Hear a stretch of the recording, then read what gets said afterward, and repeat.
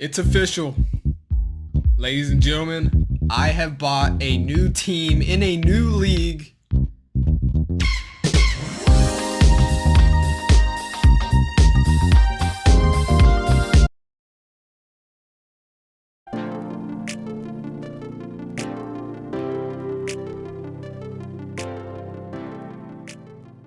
It's your boy, MetroJohnny. We're about to hop into this Access Football 2023. The first series I ever did on my channel was actually an Access Football. I think it was 2017. And then I did a 2018 to follow up with that one and then never touched the game again. A few years later, I've purchased a full-on team. And I put the greatest subs, some of the greatest subs, all on one roster. And we're going to start from the top and try and manage a fantastic franchise and try and see if we can win some of those AFL bowl games or Super Bowl, not Super Bowl, but championship games inside this minor league here. And overall, just take a look at this new game, Access 2023. Is it worth your time? Is it worth the $20? Is it worth the pickup? We're going to find out in today's episode, and a little bit of a mini series here. We'll see how long it lasts. I don't really know. Knowing these little kind of games, you just don't know what you're gonna get. All right, so we don't really know what we're gonna get here, but we're gonna find out. That's for sure. Your boy, the best general manager you've ever seen, has control. All right, got these fingers all up in the roster, So here we are. All right, Access Football 2023. As far as gameplay goes, it's gotten a little bit smoother. Not much has improved though. You still got players going through each other and stuff like that. But I do think that the menus and management aspect of the game has gotten better. We're going to take a look though. I have actually, like I said, I purchased the team, created a new team. Also, there's a new update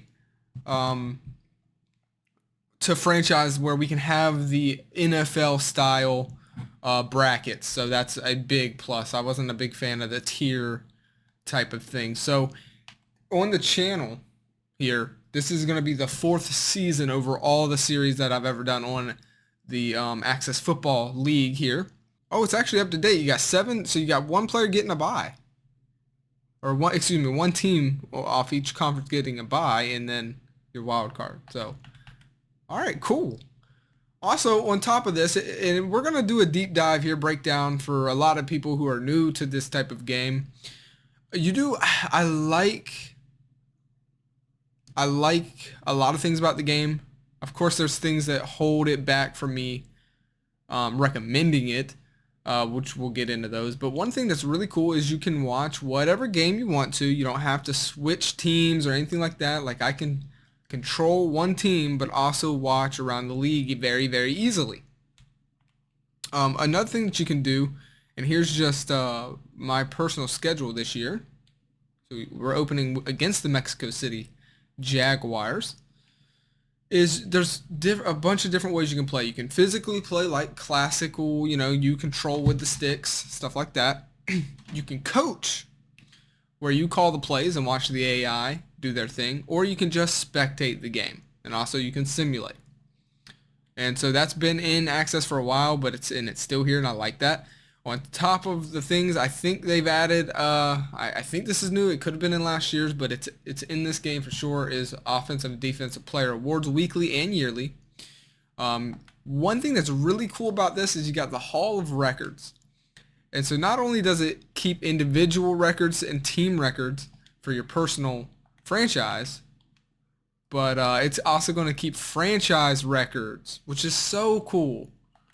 I don't know if you can switch from each team, but I know for sure the Metro City Devils, or Devil Hawks, I'm going to probably mess that up. The Access Bowl, by the way, there you go. That's what it's called, the Access Bowl Championship. But you can see it's all 0, fresh start right here, new team, and it's going to keep our records for forever. And there's no limit we can play as many seasons. You could play 555 seasons if you wanted to. At least that's what it says. So there really is no limits here, and it starts at, at a fresh, plate. So we're gonna be able to see a lot of players, come and go, and hopefully they can get into the record books. So the record books are at 0 for everybody here. So it's just really cool, I think. Team records, stuff like that. Everything's at 0 though.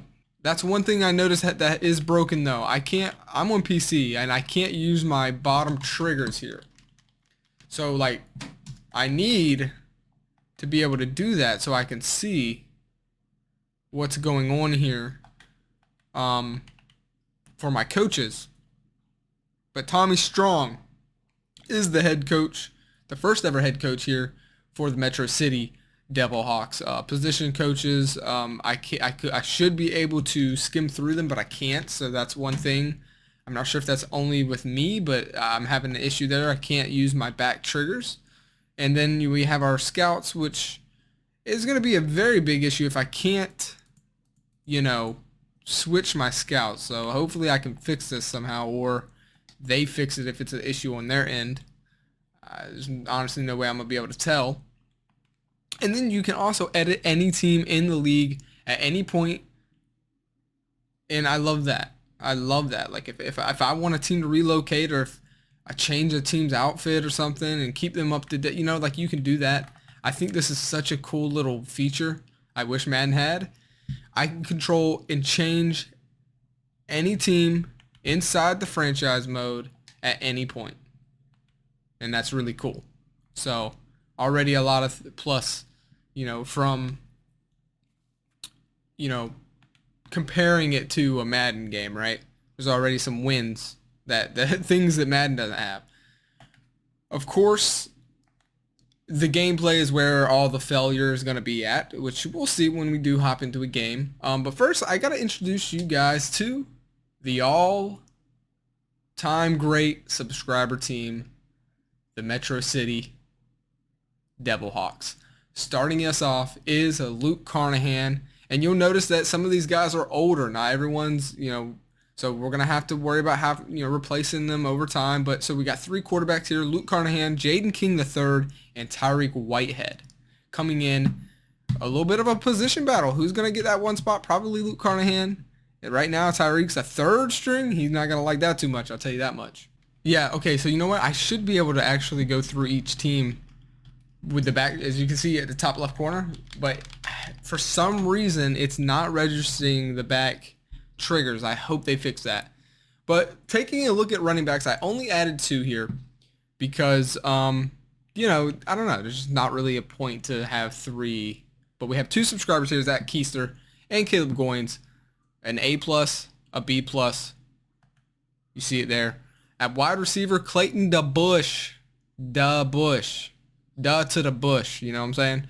A here, 27 years old. So you're going to see this roster is not young, not old, but we are going to have a few years, man, where we'll get to see our subscribers dominate, hopefully.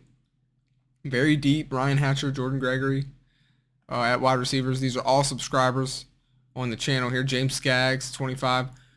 The biggest weakness here of this new team is the O-line, not a dude above C+. So we'll see how big of an impact that is. But yeah, not a good thing. Looking at D-line, you got Steven Cruz holding it down at an A, and Earl Glover. We got 2 just random guys here that I picked up off the street, holding it down in the middle. For linebackers, you got Timmy Train and Blake West as the sub linebacker. And then, of course, holding it down in the middle is D. Zimmer, the man, the myth, the legend, the Zim Reaper. He's coming down into the minor leagues to just crucify these little kids. And it's honestly kind of messed up. We'll see what happens. Then at DBs, we have the best DB depth I think ever play, Luke Crown. He's phenomenal. At free safety, Jay Fresh. And strong safety, Jake Turcotte. I mean, that's an amazing little duo there. And then second cornerback, Jamal Saunders. And then you have me, Johnny Metro. We'll see where I fit in. And kicker, You have Crybaby Hooten. I had to fit him in somewhere. He's going to be kicking those balls, probably crying about it. And then you have the great Mr. Zimmer at punter. Okay. So there's the squad. Kick returners. Wow, Zach Keister's going to be returning the kicks. Punt return. I don't want my tight end returning the punt. Let's let our boy Jordan Gregory return some punts. We'll see if he can prove himself. I am going to give Luke Carnahan the start in week 1. Keister's, of course, our number 1 back. Caleb Goins will be the fullback, and he hopefully probably be getting some snaps in there as well. Hopefully, maybe, I don't know. So yeah, there you go. That's our squad. I think that's all I want to cover for now. Free agency is looking like this. Because before I continue, I want to see if I can somehow fix the back analog sticks from not registering. If I can't fix it, then it's clearly on their end, and they really are going to need to fix that. That's a huge issue. Like, I don't know how you could let a game release like that. So hopefully it's not, hopefully it's just a problem on my end. I guess we'll see next episode. I'm going to try and fix it. But for O-line, is there anything we can just do really quickly? There honestly actually is. I think we will.